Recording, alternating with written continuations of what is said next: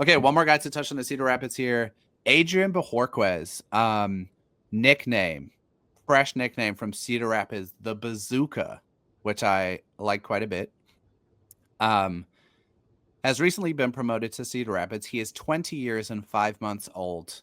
His fastball has popped. It was up to 98 miles per hour in his most recent start. That is a career high across 2 levels this year. 26% K rate, 9% walk rate. That is down from 2024, where walks were a big problem. There's still too many, but they're less. Since he moved to high A, and this is only 10 innings, so it's a small sample. 70% strikes, which is about 10% more than he was sitting at low A, and 0 walks in 10 innings. Has looked absolutely tremendous since his promotion. What do you make of this, dude? I mean, we've always talked about him as someone who's like intriguing, interesting, but he seems to maybe taking a little bit of a leap here, both in terms of kind of stuff and his ability to use that stuff more productively. Yeah, I think he was firmly on the radar when the Twins development Twitter account started pumping him up last spring.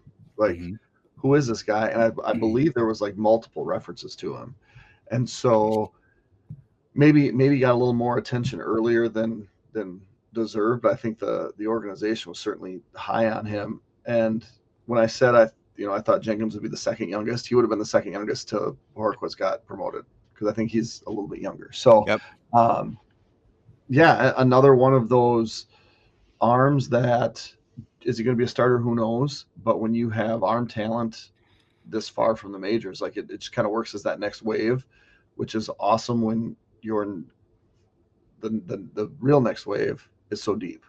And so there's less pressure on him to move up quicker.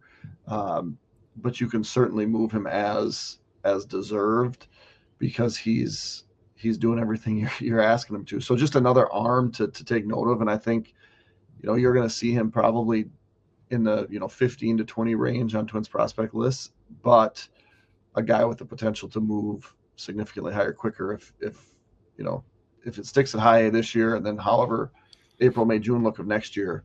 Like, is it a promotion to Double A, and he's a recently turned 21-year-old at Double A that's mowing guys down? That becomes a pretty good thing. And really the floor, if the walks return and he's still throwing flames, like, you just turn that guy into 2 really good prospects. So I think closer type if he can't stick as a starter, and his ceiling is as a front end guy.